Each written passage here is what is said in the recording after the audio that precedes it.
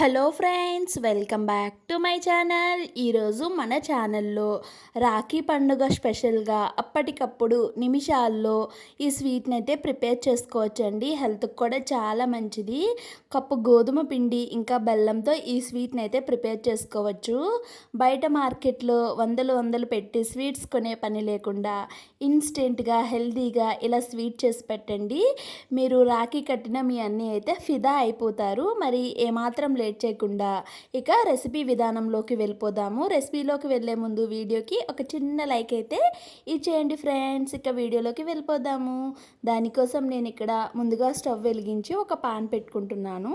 ఏదైనా ఒక కప్పు మెజర్మెంట్తో ఒక కప్పు వరకు బెల్లాన్ని వేసుకున్నాను. అలానే ముప్పావు కప్పు వరకు నీళ్లు వేసుకొని బెల్లం మొత్తం కలిసే విధంగా కలుపుకుంటున్నాను. ఇక్కడ బెల్లం ఎటువంటి పాకం రావాల్సిన పని లేదు, ఇలా కరిగితే సరిపోతుంది. ఇప్పుడు దీంట్లోకి కొంచెం యాలకుల పొడి వేసుకున్నాను. యాలకుల పొడి వేసి అది కూడా బాగా కలిసి ఇలా ఒక మరుగుతూ ఉన్నప్పుడు స్టవ్ ఆఫ్ చేసుకుంటే సరిపోతుంది. స్టవ్ ఆఫ్ చేసి ఇది ఒక నిమిషం పాటు చల్లారిన తర్వాత ఒక మిక్సింగ్ బౌల్ తీసుకొని దాంట్లోకి మనం స్ట్రెయినర్తో వడకట్టేసేయాలి. బెల్లంలో చాలా డస్ట్ పార్టికల్స్ అనేవి ఉంటాయి కాబట్టి ఖచ్చితంగా ఇలా వడపోతతో వడకట్టుకోవాలి.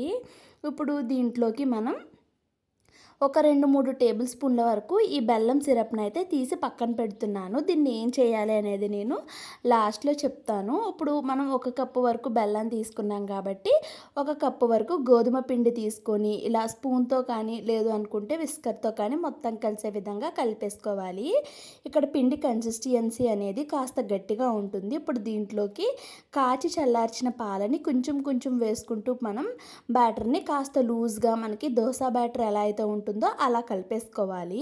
కలుపుకున్న తర్వాత దీంట్లోకి టేస్ట్ బ్యాలెన్సింగ్ కోసం చిటికెడు సాల్ట్ అలానే కొంచెం నెయ్యిని కూడా వేసుకుంటున్నాను. వేసుకొని మొత్తం అంతా కలిసేలాగా కలిపేసుకున్నాను.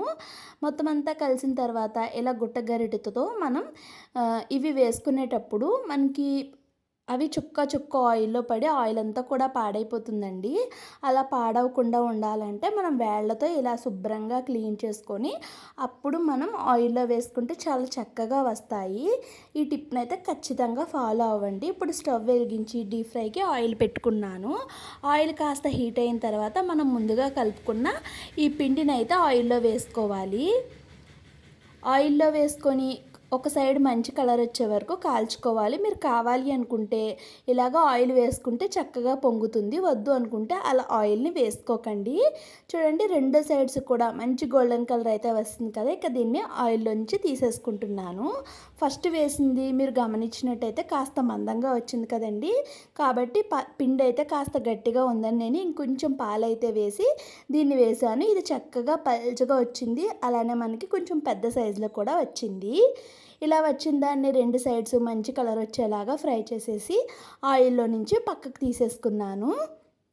చూడండి, ఇక్కడ ఇదే ప్రాసెస్లో నేను మొత్తం అన్నిటిని కూడా ప్రిపేర్ చేసుకున్నాను.